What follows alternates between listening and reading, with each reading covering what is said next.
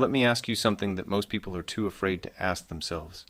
When was the last time someone truly had to wait for you?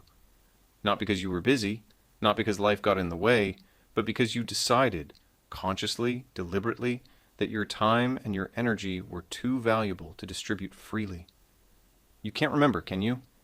And that's not an accident. That's a pattern. And that pattern is costing you more than you realize. Stay with me, because what I'm about to show you isn't a productivity hack or a dating tip. It's something much older, much darker, and much more powerful than anything you've been told about how to show up in the world. Here's what they never told you. From the moment you were old enough to understand social approval, you were trained. Not explicitly. No one sat you down and said, always be available, always respond, always show up when called. But the training happened anyway, through praise when you complied, through silence when you withdrew, through the subtle but devastating message that being needed meant being valuable. You were conditioned to confuse availability with worth. And so, you answered every message. You showed up when you didn't want to. You said yes, when every cell in your body was screaming no. You made yourself accessible. Endlessly, exhaustingly accessible. Because somewhere deep in your psychology, you believed that the moment you stopped being available, you would stop being loved. That is not a small thing. That is the architecture of a life lived in reaction to other people's needs, rather than in service of your own becoming. And here's what makes it so insidious. It looks like kindness. It looks like loyalty. It looks like being a good friend, a good partner, a good employee. From the outside, you seem generous, selfless even. But there's a version of you, a version you can feel sometimes, late at night, in those quiet moments of honesty that most people rush past, that knows the truth. That this availability isn't generosity, it's fear, wearing the costume of virtue. Carl Jung called this the persona, the mask we construct to present to the world, the identity we perform in order to be accepted. And for many people, the persona is built almost entirely around one thing: being needed, being there, being the one who always shows up. The problem is that a life spent maintaining the persona is a life lived on the surface, and somewhere beneath that surface, in what Jung called the shadow, that vast, unacknowledged territory of everything you've repressed and denied, there is a version of you that is furious, that feels invisible, that has been giving and giving and giving, and has received almost nothing in return. You feel it sometimes, don't you? That quiet rage, that exhaustion that sleep doesn't fix, that strange sense that people don't actually see you. They just see what you do for them. That's not a personality flaw. That's the predictable result of a life structured around constant availability. And it's time to understand why. Let me paint you a picture. You meet someone new, a friend, a colleague, a romantic interest. In the beginning, there's energy, there's curiosity, there's the electric uncertainty of not knowing exactly where you stand with them. And then, slowly, you start to close that gap. You respond immediately. You're always free when they want to meet. You answer their calls on the first ring. You make it unmistakably clear that they have your full, undivided attention. Always. And something shifts. It's subtle at first. The conversations get a little shorter. The effort they bring starts to drift. You start to notice that you're always the one initiating. That your messages are answered hours later, or sometimes not at all. That the energy you pour in isn't quite matching what comes back. And you think, I just need to be more present, more supportive, more available, so you give more. And it gets worse. This is not a coincidence. This is not them being cruel. This is the inevitable psychological consequence of removing scarcity from something that was supposed to be valuable. Think about what you know, intuitively, about value. You know that diamonds are precious partly because they are rare. You know that a song means more when you don't hear it 100 times a day. You know that a person who is always waiting for you, always free, always ready, no matter how wonderful they are, begins to feel less like a presence in your life and more like furniture. We don't pursue what is always there. We pursue what moves, what might disappear. And you, in your desperate attempt to be loved by being available, have made yourself furniture. This is what Nietzsche meant when he wrote that the secret for harvesting from existence the greatest fruitfulness and the greatest enjoyment is to live dangerously. Not recklessly, dangerously. To exist in a way that carries risk. To be someone who could at any moment turn and walk in a different direction. Someone whose presence is a choice, not a guarantee. You have surrendered that danger. And in doing so, you have surrendered a profound psychological power. But here's what I want you to sit with. Here's the deeper wound. It's not just about how others perceive you. It's about what constant availability does to you. On the inside, in the places no one else can see. Every time you drop what you're doing to respond to someone else's moment, you send yourself a message. A message that says, what I was doing doesn't matter. My time isn't important. My state, my focus, my inner world, all of it can be interrupted at will, because other people's needs take precedence over mine. And you say this to yourself 100 times a day, 1,000 times a year. What do you think that does to a person over time? It hollows them out, not dramatically, not in a way you can point to, but slowly, like water wearing down stone, you erode your own sense of self-worth. You train yourself to believe, at a level deeper than words, that you are a supporting character in other people's stories, never the protagonist of your own. Jung said that the most terrifying thing is to accept oneself completely. And I think what he meant, in part, is this. To accept that you are the center of your own existence is terrifying because it demands something. It demands that you make choices that prioritize your depth over your approval, that you say no, that you let some calls go unanswered, that you allow space, real space, uncomfortable space, between yourself and the people in your life. Most people never do this. And so most people never truly meet themselves. But this is just the surface. What I've told you so far is the part people can almost admit to themselves when they're being honest. The exhaustion, the imbalance, the quiet resentment. What comes next is darker. And if you're not ready to look at it clearly, this is the moment you'll close the tab or skip ahead. But if you stay, if you actually let this land, something in you is going to shift. Because here's what constant availability actually does at the level of psychology that most people never examine. It makes you unconsciously manipulable. Now, before you push back on that word, hear me out.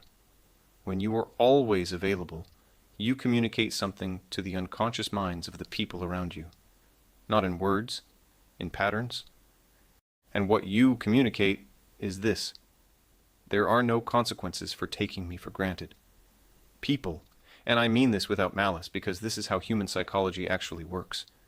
People will expand into whatever space you give them. It is not a character flaw. It is not evidence that they are bad people. It is the natural behavior of a consciousness that is always, always calibrating based on available information. And the information you are giving them is that you cost nothing, that you require nothing, that your presence is free. And so they treat it accordingly. The Stoics understood something about this that the modern world has almost entirely lost. Marcus Aurelius, ruling an empire, surrounded by thousands of people who wanted something from him, wrote in his private journals, never intended for anyone else to read, about the absolute necessity of withdrawal, of retreat, not physical retreat always, but psychological retreat, the cultivation of an inner citadel that no one else could enter uninvited. He called it the capacity to retire into oneself, and he wrote about it not as a luxury, but as a survival strategy, as a form of power. Because here is what the Stoics knew. The person who can be alone, truly, comfortably, powerfully alone, cannot be controlled, cannot be manipulated by the fear of losing connection, cannot be leveraged by the threat of withdrawal. Their peace does not depend on external validation, and therefore they can act from a place of genuine choice rather than anxious compliance. Epictetus, who began his life as a literal slave and became one of the most influential philosophers in the ancient world, said, "Seek not the good in external things, seek it in yourself." And this is what I want you to really hear, because it reframes everything. Being unavailable, truly, intentionally unavailable, is not about punishing others or playing games or building walls. It is about building something inside yourself that cannot be taken away. It is the act of turning inward, of investing your attention and your energy into your own depth, your own growth, your own becoming, rather than endlessly exporting yourself outward in search of approval. When you stop being available, you start becoming someone. And that someone is far more magnetic, far more compelling, far more genuinely lovable than the version of you that answered every message in under 3 minutes. Let me tell you what happens when you actually do this. And I mean actually, not as a tactic, not as a manipulation, but as a genuine reorientation of your values. When you decide, from the core of your identity, that your time and energy are not infinitely distributable resources, but finite, precious things that you choose to invest with intention. First, the discomfort. It will feel wrong at first, almost physically wrong. You'll send that text, and then you won't reply immediately, and your nervous system will start firing. Did I hurt them? Are they angry? Am I being cruel? Am I being distant? What if they think I don't care? That discomfort is not a sign that you're doing something wrong. That discomfort is the withdrawal symptom of a person who has been addicted to approval. And like any withdrawal, the intensity of it tells you something about the depth of the dependency. Stay with it. Because on the other side of that discomfort is something remarkable. A quiet, a spaciousness, a sense, maybe for the first time in years, of being alone with yourself without needing to escape from yourself. And in that space, things begin to happen. You start to think thoughts that have been waiting for you. You start to feel the texture of your own desires separate from what other people want from you. You start to notice what you actually find interesting, what actually moves you, what you actually want to do with your hours and your days and your life, when you're not organizing that life around being accessible. Your creativity returns, or emerges, perhaps, for the first time. Your opinions sharpen. You begin to have genuine perspectives rather than reflexive agreements. Your energy comes back, because you are no longer leaking it in 100 small directions every hour of every day. And then, and this is the part that seems paradoxical until you experience it, the people in your life begin to treat you differently. Not all of them. Some will drift. Some will be confused or even offended. And this is important. Let them. Because the people who only valued you for your constant availability were not, in any deep sense, valuing you. They were valuing a service. And you are not a service. But the people who matter, the ones with real depth, real presence, real capacity for genuine connection, they will feel something shift. The conversations will become richer. The connection will feel more real because it's no longer taken for granted. Your presence, when you do give it, will carry weight because it is clearly a choice. You will have become, without performing it, someone rare. Nietzsche wrote about what he called the will to power, and it's almost always misunderstood, so let me give it to you in its truest form. It was never about domination. It was never about control over others. It was about the relentless drive toward becoming more fully, more completely, more powerfully oneself. The refusal to be diminished, the refusal to let the pressure of the crowd flatten you into something convenient and small. He wrote about what he called the Übermensch, the overman, not as a superhuman being, but as a human being who has taken full responsibility for the creation of their own values, who does not borrow meaning from the herd, who does not need the validation of the crowd to feel certain of their own worth. That is what becomes available to you when you stop making yourself available to everyone. You begin, perhaps for the first time, to author your own existence rather than simply reacting to everyone else's. And there's something else Nietzsche wrote that I want to give you, because it's one of the most psychologically precise observations about human nature that I've ever encountered. He wrote that some people cannot loosen their own chains, and yet can nonetheless redeem their friends. Think about that. There are people around you right now who are trapped in their own patterns of need and anxiety and unconscious expectation, and they are pulling on you to be their release valve, their therapist, their constant reassurance, their mirror that shows them they are loved. And you, because of the conditioning we've talked about, you say yes every time, because saying no feels like abandonment. But here is the truth that liberates both of you. Your constant availability is not helping them. It is enabling them to avoid the one thing they actually need, which is to develop their own inner resources, to sit with their own discomfort, to find within themselves the stability and the worth that they are outsourcing to you. Your absence, strategic, loving, clear, is sometimes the most generous thing you can offer. This is hard. I know it's hard, because it requires you to tolerate their discomfort without rushing in to fix it. It requires you to trust that they are capable of more than your constant availability implies. But this is what it means to love someone with strength rather than fear, to respect them enough to let them encounter themselves. Let me bring you to the core of this, the thing underneath everything we've discussed. The reason availability is such a trap, the deepest reason, the one that lives below the psychology and the philosophy and the social dynamics, is that it is fundamentally a strategy of the person who does not trust their own worth. Let that settle. You make yourself available because, at some level, you are afraid that if you are not useful, if you are not responsive, if you are not there, you will not be wanted, that your value is contingent on your function. That love, for you, is earned rather than inherent. This is the wound, and it almost certainly has its roots somewhere you'd rather not look. In a childhood where love was conditional, in a relationship that taught you that your needs were too much, in years of quiet messages from the world that the version of you that was simply being, not doing, not providing, not performing, was not quite enough. Jung said that until you make the unconscious conscious, it will direct your life and you will call it fate. Your constant availability is not your nature. It is not who you are.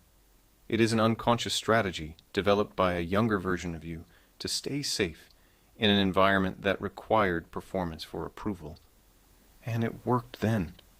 It kept you connected. It kept you safe. But you are not that person anymore. You are not in that environment anymore. And the strategy that once protected you is now the wall between you and the life you actually want. Making yourself scarce, choosing yourself, protecting your energy, allowing silence and space, is not cruelty. It is not games.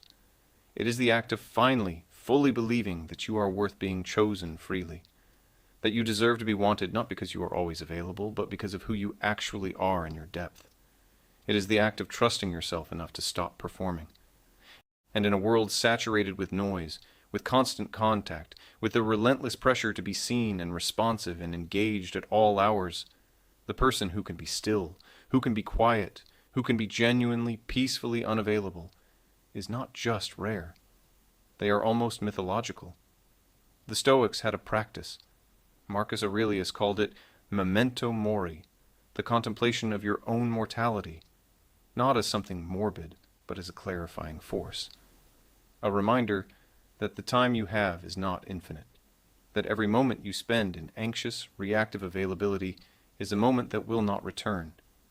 You have, in the grand architecture of a human life, a finite number of hours, a finite number of mornings when you feel clear and alive, a finite number of conversations that go somewhere real, a finite number of creative surges, of genuine insights, of moments when you feel most fully yourself. And right now, you are spending an enormous percentage of those moments in service of other people's comfort. Reachable, responsive, available. Not because they're demanding it, necessarily, but because you are afraid of what the silence means. Here, is what the silence actually means. It means you have claimed your time. It means you have decided that what you are building inside yourself, your thoughts, your art, your growth, your becoming, is worth protecting. It means you have chosen to live like someone who believes their inner world matters. And when you do that, when you actually genuinely do that, not as a tactic but as a fundamental reorientation, something extraordinary happens to the way you move through the world. You stop rushing into conversations. You stop filling silence with noise. You stop agreeing with things you don't believe because disagreement feels dangerous. You stop performing enthusiasm you don't feel. You become, slowly and irreversibly, more yourself. And more yourself is more powerful, more interesting, more genuinely attractive to the right people, more capable of real contribution, real creativity, real love, the kind of love that is freely given from fullness rather than anxiously extended from fear. There is a question underneath all of this, a question I want to leave you with because I think it will do more work than anything else I've said. Who are you when no one needs you? Not who you perform to be, not who you are in relation to anyone else's expectations or comfort or approval, but who you actually are in the hours when you are not reachable, not responsive, not useful, when there is nothing to do but be present with your own existence. Most people don't know the answer to that question, because they have never allowed themselves enough silence and solitude to find out. They have been available so consistently, so reflexively, that their sense of self has become almost entirely constructed from their function in other people's lives. And that is a kind of quiet tragedy, because you are not your function. You are not your responsiveness. You are not the speed at which you reply, or the frequency with which you show up. You are something far more interesting, far more complex, far more worth knowing than that. But you will not know it until you stop, until you put the phone down, let the message wait, cancel the obligation that was never really yours to carry. Clear an afternoon, clear a day, and sit with the full weight of your own existence without needing to manage how anyone else is feeling. It will be uncomfortable. It will feel selfish. It will feel wrong in ways that are hard to articulate. And then, if you can stay with it long enough, it will feel like coming home. The ancient Stoics did not call this selfishness. They called it the foundation of virtue. Because the person who has not learned to be with themselves cannot truly be with anyone else. They can only need and be needed in an endless loop of mutual dependency that looks like love, but functions like anxiety. Real love, the kind that deepens rather than drains, that grows rather than suffocates, requires two people who are not terrified of their own solitude, who can choose each other freely because they are not dependent on each other for their basic sense of self. That is what becomes possible when you stop being available. Not isolation, not arrogance, not walls, but genuine choice, genuine presence, the profound luxury of being someone who is there because they want to be, not because they are afraid of what happens if they aren't. You are not the same person you were when you clicked on this. I know that sounds like a strong claim, but something has moved. Some recognition has happened in a part of you that doesn't operate in words. Because this isn't new information. Not really. Some part of you has known this for a long time, has known that you've been giving too much, too freely, too anxiously, has known that the way you've been showing up in the world hasn't been from strength but from a quiet, persistent fear. What's different now is that you've named it, and what is named cannot be entirely unfaced. So here is what I want to leave you with. Not a strategy, not a system, not 5 steps to become more unavailable. Just this: decide today that your inner life is worth protecting. Decide that your time has weight. Decide that who you are when no one is watching, when no one needs you, when you are simply and fully yourself, that person deserves space to exist. Stop being available as a reflex. Start being present as a choice. Not because it will make others want you more, though it will. Not because it will improve your relationships, though it will. but because you deserve to meet yourself. Because the version of you that lives underneath the performing and the accommodating and the exhausting availability is someone remarkable. And that person has been waiting. I want to ask you something before you go, not as a formality, but as a genuine question worth sitting with. What is one thing you said yes to this week that every honest part of you wanted to say no to? Write it in the comments. Not for me, not for anyone else reading, but because the act of naming it is the first step toward something different. Something that looks from the outside like distance, and feels from the inside like finally arriving. You already know what needs to change. The only question now is whether you are ready to let it